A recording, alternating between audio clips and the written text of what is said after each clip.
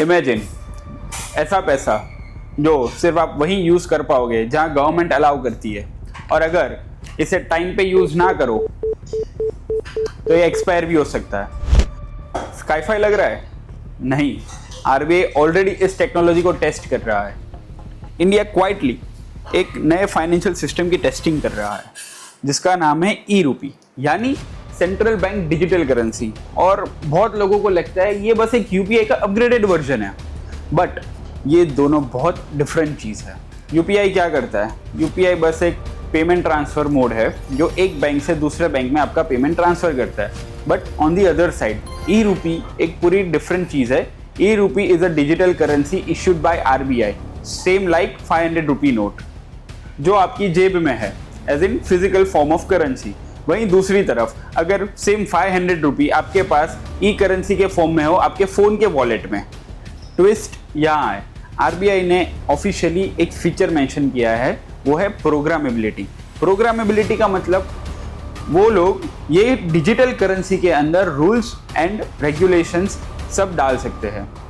RBI के according ई रूपी को स्पेसिफिकली एक पर्पस के लिए यूज़ किया जा सकता है, जैसे सब्सिडी, एम्प्लॉय बेनिफिट्स या टारगेट गवर्नमेंट पेमेंट्स।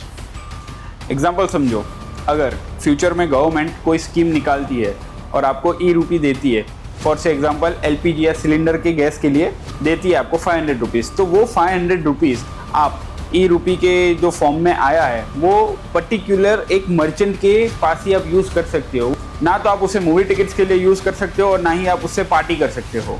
एक मुद्दे की बात बताऊँ, आरबीआई ने वो चीज़ मेंशन की है जो सुन के आप शॉक हो जाओगे। वो लोग ने उन चीज़ों पे टेस्टिंग की है जो इन्वॉल्व करता है geo location and expiry date. For से एग्जांपल, अगर आरबीआई ने आपको 500 रुपी ई करेंसी दिया है, राइट, और उसमें उन्होंने मेंशन किया है कि वो चीज़ आप सिर्फ गुजरात में यूज़ कर सकते हो और एक पर्टिकुलर समय तक यूज़ कर सकते हो, और अगर आपने यूज़ नहीं किया तो आपका पैसा गायब।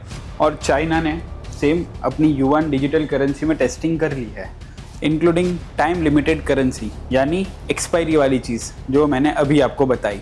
अभी इंडिया में ऐसा पब्लिक लेवल पे लॉन्च नहीं हुआ है, बट इसके टेस्ट एंड ट्रायल हो चुके हैं और ऐसी टेक्नोलॉजी एग्जिस्ट भी करती है।